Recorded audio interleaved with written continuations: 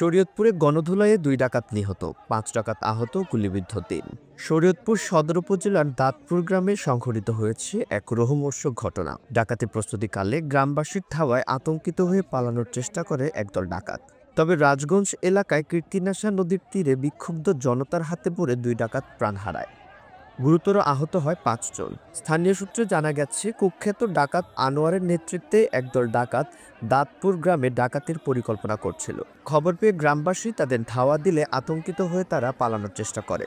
গ্রামবাসীর গণধোলাইয়ে গুরুতর আহত ৫ ডাকাতকে শরীয়তপুর সদর হাসপাতালে ভর্তি করা হয়। উন্নত চিকিৎসার জন্য তাদের ঢাকায় স্থানান্তর করা হয়েছে।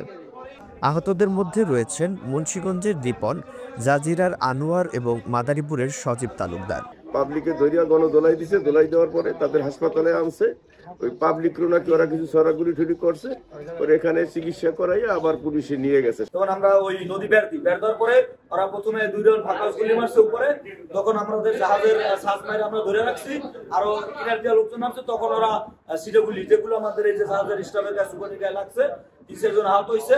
তখন আবার উপরের দিক করছে, উপরের দিক আবার মারছে, তখন আমাদের আরেক জাহাজের সুপারির গায়ে ওই মেস্তরির গায়ে লাগছে। তোরা আমরা নিয়ে এসেছি এই জায়গায়। আর আমরা জাহাজ যখন আটকাইছি তখন প্রায় ঢাকা ছিল, ওরা বোমও মারছে আর কি, বোম মারছে উপরে। তখন আর কি বর্তমানে কিছু লোক ধরা পড়ছে ডাহাইতের জীবনও ধরা খাইছে। বাকিদের পরিচয় এখনো নিশ্চিত করা যায়নি। অন্যদিকে ডাকাতদের ছোড়া গুলিতে আহত হয়েছেন ৩ গ্রামবাসী। তাদের মধ্যে 2 জন প্রাথমিক চিকিৎসা শেষে বাড়ি ফিরে গেছেন। তবে গুরুতর আহত একজনকে উন্নত চিকিৎসার জন্য ঢাকায় পাঠানো হয়েছে। নিহত 2 ডাকাতের মরদেহ ময়নাতদন্তের জন্য শরীয়তপুর সদর হাসপাতালের মর্গে রাখা হয়েছে। 11:55 আসা শুরু করছে, রাত 1:05 শেষ করছি। আমরা ভর্তি করছি 5 জন, আর 2 জন মারা গেছে। পুলিশ জানিয়েছে, এ ঘটনায় তদন্ত চলছে এবং দায়ীদের চিহ্নিত করে কাজ করা হচ্ছে। এলাকায় অতিরিক্ত নিরাপত্তা ব্যবস্থা গ্রহণ করা হয়েছে। স্থানীয়রা বলছেন, সম্প্রতি এলাকায় ডাকাতির ঘটনা বেড়ে গেছে, তাই তারা নিজেদের নিরাপত্তার স্বার্থে প্রতিরোধ গড়ে তুলছে। প্রশাসনের প্রতি তাদের আহ্বান যেন দ্রুত ব্যবস্থা নিয়ে ডাকাতি প্রতিরোধ করা হয়। 7 জন কথিত ডাকাতকে উদ্ধার করে হাসপাতালে নিয়ে আসে, সদর হাসপাতালে নিয়ে আসে।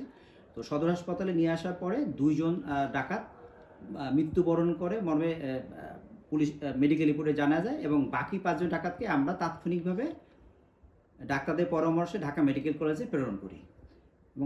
এবং ওই ঘটনায় পরবর্তীতে আমরা ওই রাতেই তাৎক্ষণিকভাবে একটি কাটা রাইফেল উদ্ধার করি, এবং আজ সকালে আরেকজন ডাকাতকে আমরা ঘটনাস্থল থেকে আমরা আটক করি এবং আরও একটি অস্ত্র জব্দ করি। তো এই ঘটনায় আমাদের আইনানুগ ব্যবস্থা গ্রহণ প্রক্রিয়াধীন রয়েছে, এবং আমরা এই ডাকাতদের বিরুদ্ধে আইনানুগ ব্যবস্থা গ্রহণ করব।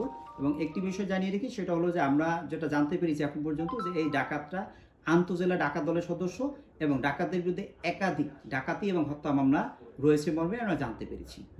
শরীয়তপুরে সংঘটিত এই ঘটনাটি এলাকাবাসীর মধ্যে আতঙ্ক ও ক্ষোভের জন্ম দিয়েছে। আইনশৃঙ্খলা রক্ষাকারী বাহিনীর তৎপরতা বাড়ানোর দাবি জানিয়েছেন স্থানীয়রা।